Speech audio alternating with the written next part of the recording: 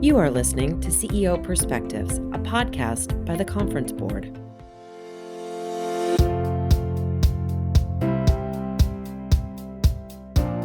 Welcome to this episode of CEO Perspectives, a signature series by the Conference Board. CEO Perspectives are conversations that take an objective, nonpartisan look at a range of subjects that matter most to business leaders. To help make sense of these topics, we sit down with thought leaders and do what we do best at the Conference Board, provide trusted insights for what's ahead. I'm Steve Odland from the Conference Board and the host of this series, and in today's conversation, we're going to discuss the U.S. federal debt, how it's risen over time, where it stands today, and what can be done to get it under control. Joining me today is Dr. Lori Esposito Murray, the president of the Committee for Economic Development, which is the Public Policy Center of the Conference Board. Lori, welcome. Thank you, Steve, and thank you for inviting me for this very important discussion. CED just issued its brand new paper, Lori, regarding the federal debt. Share with us some of the key statistics of the debt, how it's risen over time, and what's been the drivers. Well, Steve, that is the paper we wrote is actually focused on how this problem has been an issue for years now, but is extremely important now as interest rates are rising, and which is going to be compounding the level of debt. So debt's driven by deficits. As we continue to have deficits, it increases the debt. That's one of the principal drivers of debt. The U.S. has not had a surplus since 2001 and has been borrowing since then. And we were borrowing on top of debt already accumulated. But since 2001, we have been going deficit to deficit year after year and increasing the debt. The debt also has to be serviced. And so you have interest on the debt. And with interest rates going up, that is getting more and more expensive and is compounding the amount of debt we have. You know, the debt held by the public has swelled from under 35% of GDP at the end of 2007 to just about equal the size of the economy today at 95% of GDP, and that's public debt. That's held. It's increased 113%. Debt has increased 113% since 2013. And it's scheduled to reach its highest level since 1946 after World War II, when it was 100% of GDP by 2031 and rise to 185% by 2052. That's CBO's numbers. Based on May's calculation, they're about to come out with new numbers next week, and the expectation is that those numbers will even be worse. And so, as I was mentioning about servicing the debt with interest rates going up, we're seeing that compounding the debt. And this past year in FY 2022, interest on the debt was $475 billion, and that's up over just a one-year period from $352 billion. So up more than $100 billion in just a year in terms of servicing the debt, and that's anticipated and expected to go up more as interest rates go up. Yeah, but but this is the problem, Lori. I mean, we're taking in a lot less money. Roughly what? We take in roughly $3 trillion a year, and we spend $4 to $5 trillion a year. So the deficits are $1 to $2 trillion in a normal year. And then sometimes when you do these big things like the spending that we had to do in the pandemic, it's even higher, right? Right. Exactly. And we saw two major pop-ups on the debt. It was obviously the Great Recession, increase in the debt to deal with that crisis. With COVID, we saw compounding high levels of debt as we were dealing with over $6 trillion of spending just to deal with the COVID crisis over the past 2.5 years. And probably more than that. Estimated to be about $6 trillion. So compounded debt happening with these two major crises, which is part of the reason why it's such an important issue and destabilizing. Yeah, and it's interesting because, in some ways it's complex, right? But in some ways it's actually no different than running a household. You simply can't spend more than you take in, or you add debt, and that debt, you say, as you said, need to be serviced, which means that you have to pay the interest on the debt, and that consumes a greater portion of our discretionary budget each year, doesn't it? Yes, and that's the reason why it's such an important issue. The more interest on the debt you have to pay, the more it takes away from how you can pay for what's necessary. For example, in fiscal year 2022, this past fiscal year, $475 billion was spent on servicing the debt, and that's up from $352 billion the prior year. So over year to year, 352, 475. You can see the incredible amount of growth right there in just a year to year basis. And to put that in perspective, that's about nearly as much as we spend on education. So you're servicing the debt, and we spend about $677 billion on education. We're getting really close to those numbers. And that's, as I said, expected to rise. And the projections are really very, very bleak. They could exceed, Moody's is saying they could exceed by 2025 or 2026 the country's entire defense budget, the amount of money that we're paying to service the debt.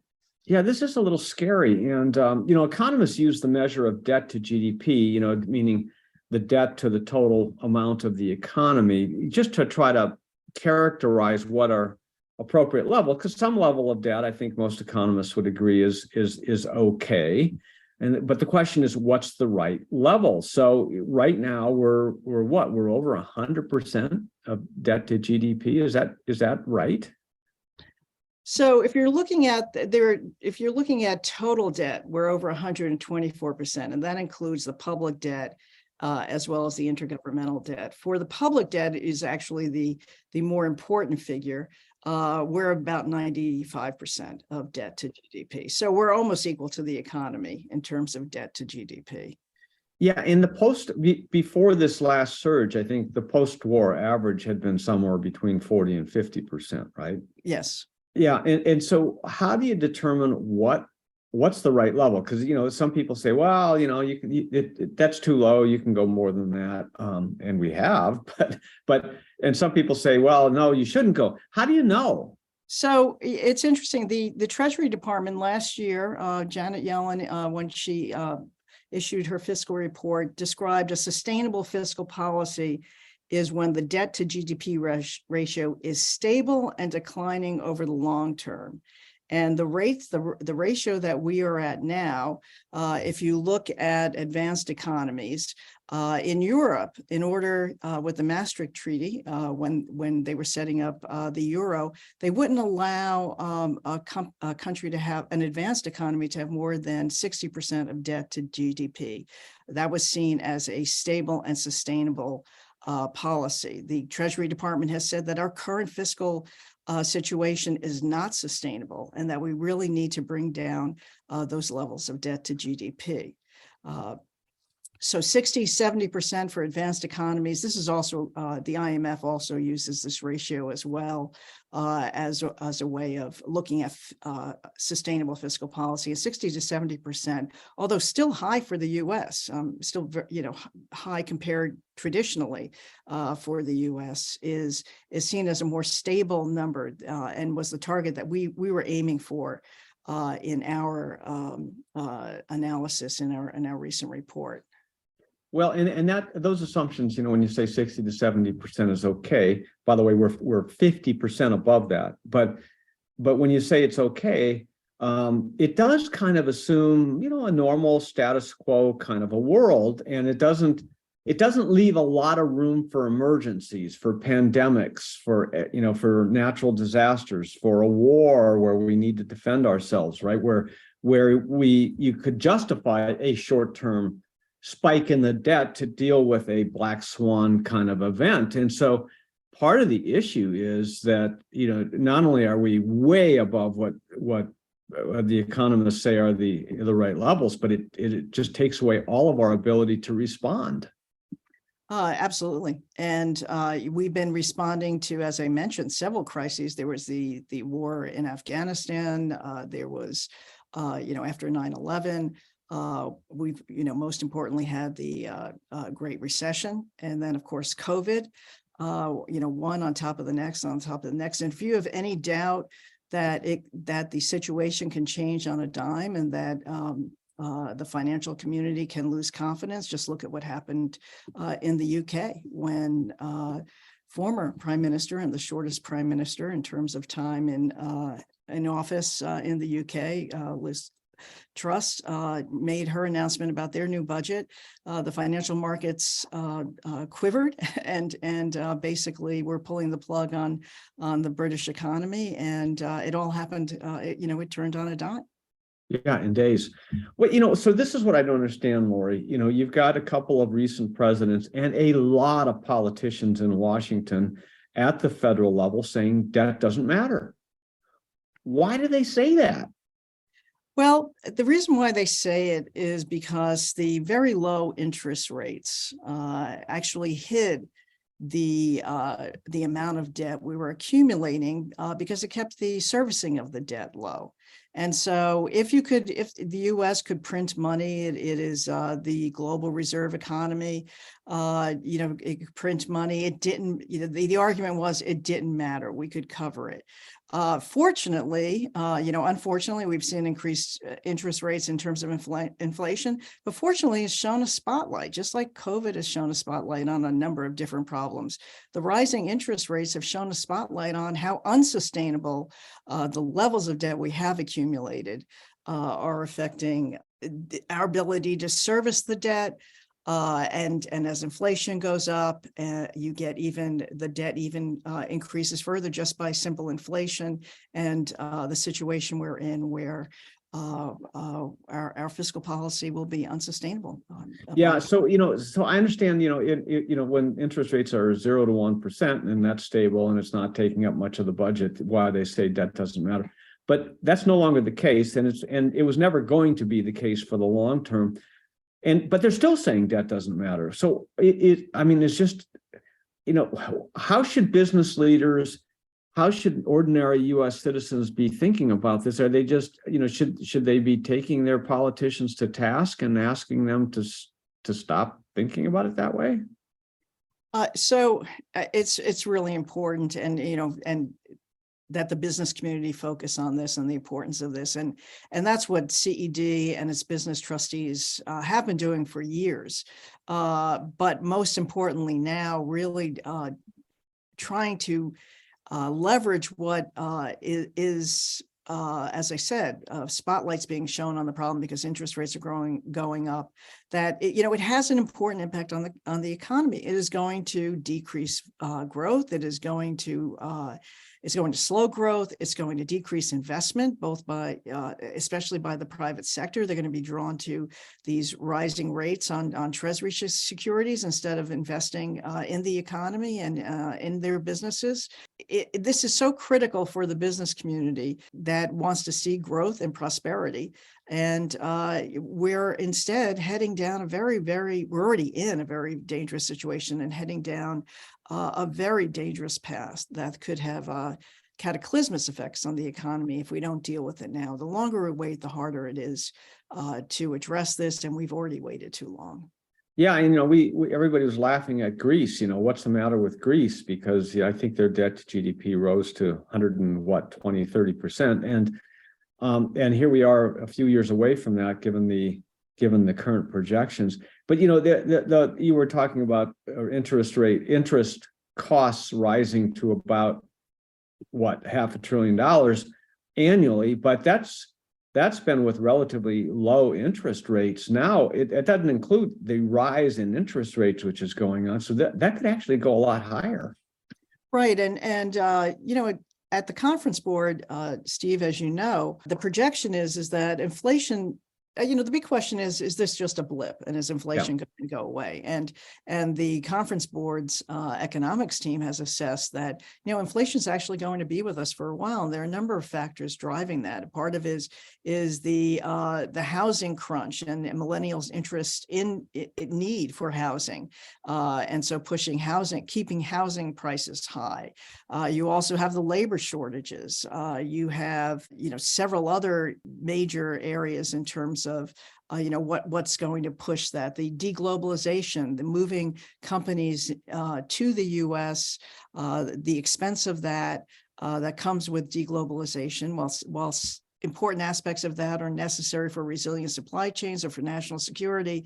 There's also extra cost in that, both in terms of labor and in terms of actually building these facilities here. It's more expensive to do in the U.S. or even near the U.S. So you're going to see a lot of drivers continue in terms of inflation. We're talking about the federal debt and its unsustainable levels with Dr. Lori Esposito Murray. We're going to take a short break. We'll be right back. As you and your company monitor the latest wave of shocks that have battered the U.S. economy, the award-winning forecast team at the Conference Board now predicts a U.S. recession by the end of 2022. This recession will further compound the crises that have recently upended expectations, from a deadly pandemic to a war in Ukraine and the highest inflation rate in decades. Yet, unprecedented crises also present unforeseen opportunities if you have a trusted, proven navigator by your side. With that in mind, the Conference Board continues its long-standing tradition of providing timely and relevant content on a daily basis to help guide the business community through the economic storm. These trusted insights are being gathered on our website and are available to help your company master the challenges ahead. Chart a course for the future, which will allow your business to emerge stronger on the other side by visiting our free economic hub entitled Navigating the Economic Storm, your indispensable guide through the global recession, located at www.conference-board.org/topics/recession. Welcome back to CEO Perspectives. I'm your host, Steve Odland, CEO of the Conference Board, and I'm joined today by Dr. Lori Esposito Murray, President of the Committee for Economic Development, which is the public policy center of the Conference Board. Okay, so Lori, we've talked about the levels of debt, what's driven it, and how far this debt has risen, and how scary it is. But in the paper that you all have just written, you've given us a lot of policy recommendations. Give us a summary of what you think we should do to get this all under control. So, Steve, part of our analysis included actually projecting forward how long it would take.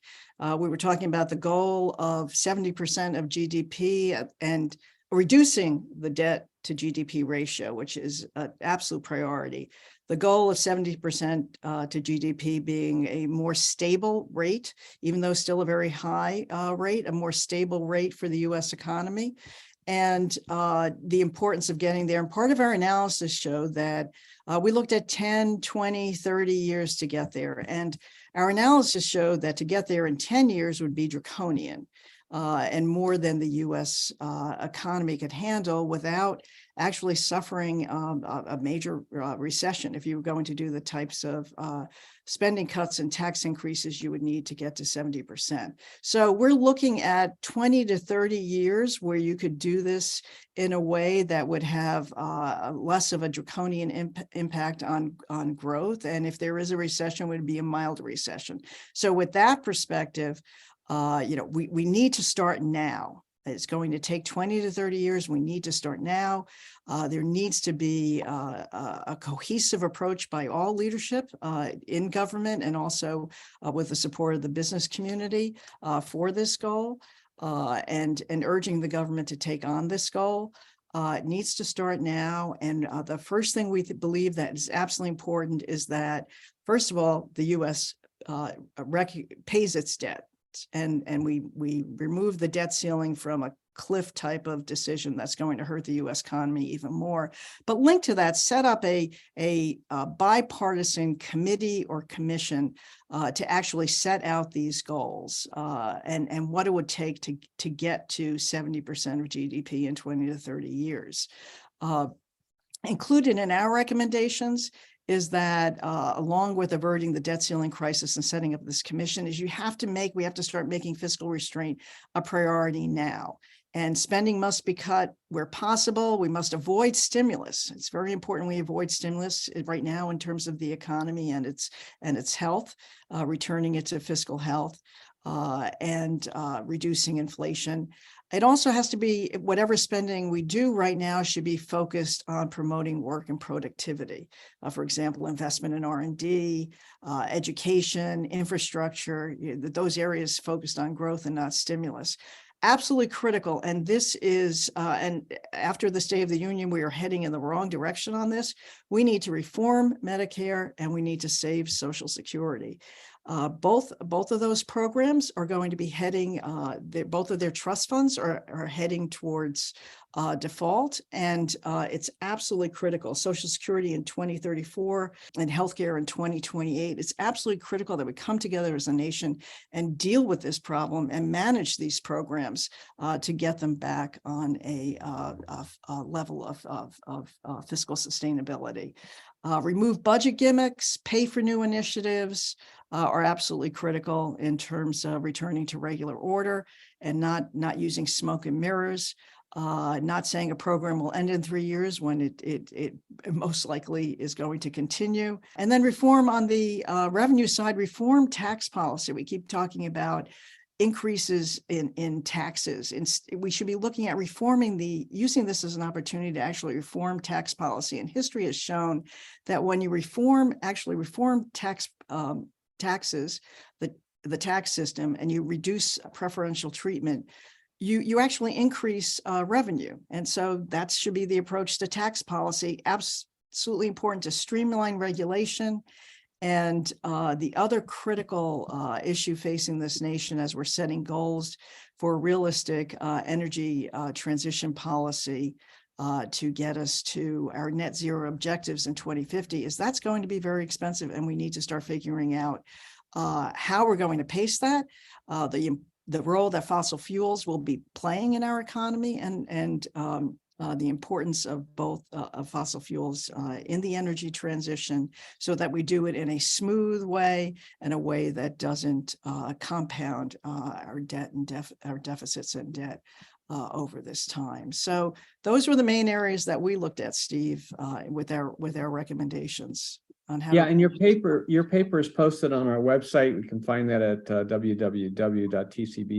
But what struck me about reading your recommendations, Lori, is there's just a ton of things we can do to bend this curve back down.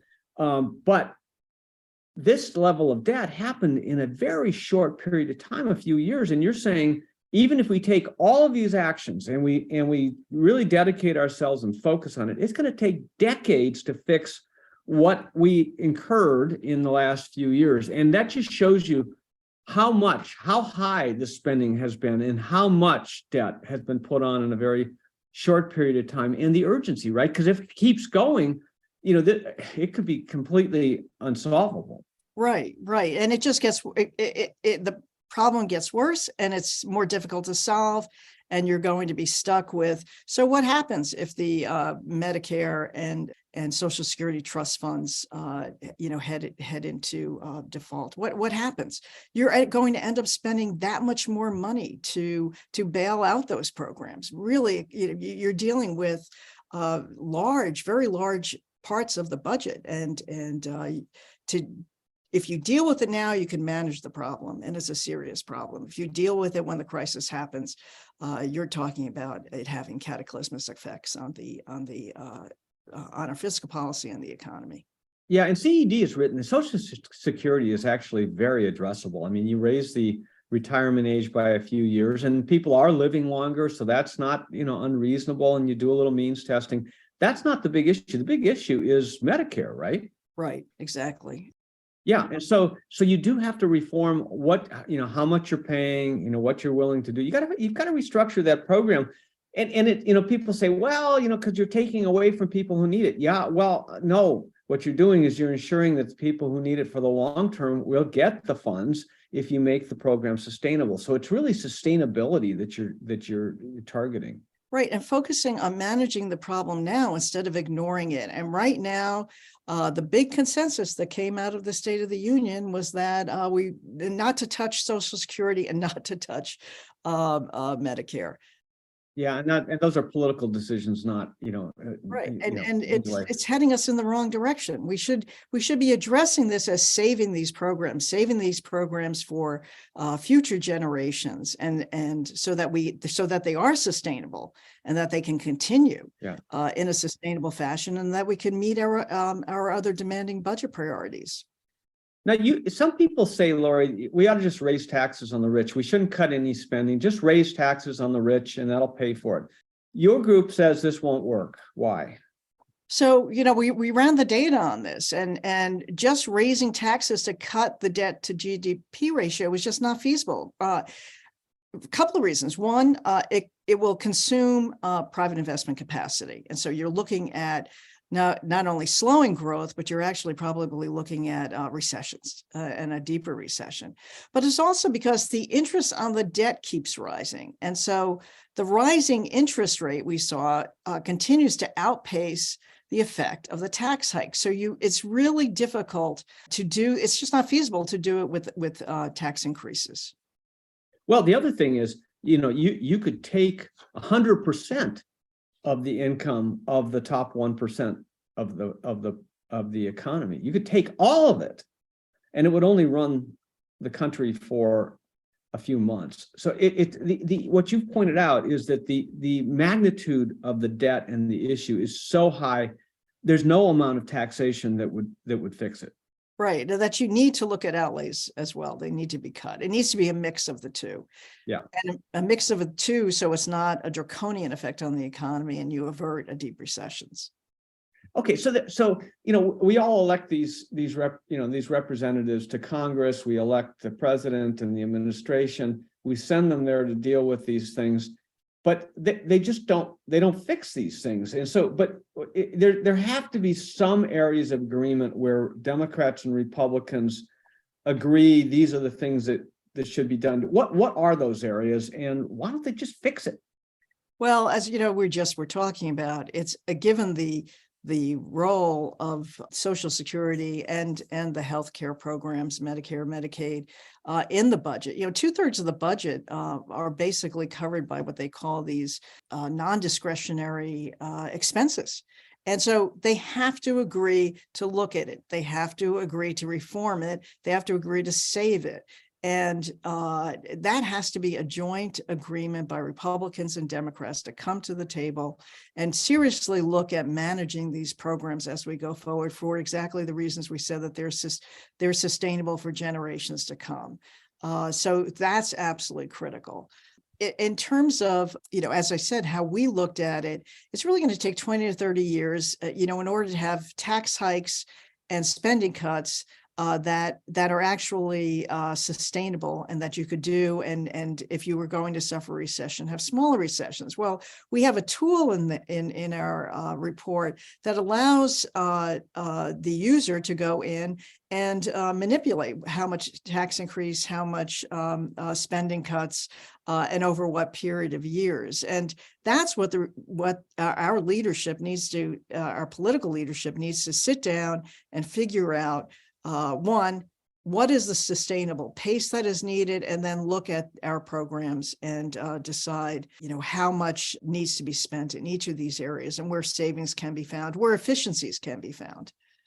Yeah, but your group does hundreds of meetings up on the Hill every single year, and it's interesting. What you've reported is that there is agreement when you go talk to the Democrats and you say, this is what we think should be done, they agree with you. When you go over to the other side of the aisle and you say, this is what should be done, they agree with you. But then they don't want to work with each other to get it done because they don't, the politics of who gets credit, and who's going to get blamed if there's, a spending cut. It's just maddening. Well, and it's already the 2024 election. And so you have both parties positioning themselves, which is part of what's come out over the past week, particularly on the two programs, the two big programs, Social Security and Medicare and Medicaid. And so it's a political environment. But, one encouraging thing from our conversations on the Hill is that there are members who, on both sides of the aisle, there are a small number of members who are trying to grow the number of their colleagues who are interested in sitting down and looking at this. there are, a number of members who are, small group of members who are actually looking at this and recognize the seriousness of it and the importance of coming to bipartisan decisions now that have to be sustainable over 20 to 30 years. Yeah. Well, I hope these adults who are working together, really prevail here, because we need it to work. Lori, thanks so much for joining us today. Oh, Steve, well, thank you. It is a critical issue, and really appreciate the opportunity to work not only with our trustees and the conference board on this, our colleagues in the Economics Center, but also appreciate the opportunity to talk with you about it. And thanks to all of you for listening into CEO Perspectives. Every week, I'll be joined by a prominent thought leader to provide insights on the issues of our time. We'll cover leading topics in geopolitics, economics, public policy, and more. Please share CEO Perspectives with your colleagues, with your friends, with your family. Send it to everybody you know. I know they're going to want to listen. I'm Steve Odland, and this podcast has been brought to you by the Conference Board. You've been listening to a podcast from the Conference Board, the indispensable ally that has helped businesses through war, recession, and economic transformation for over 100 years. As recent unexpected economic challenges persist, you can chart a course for the future which will allow your business to emerge stronger on the other side. Just visit our free economic hub entitled Navigating the Economic Storm, your indispensable guide through the global recession, located at www.conference-board.org/topics/recession.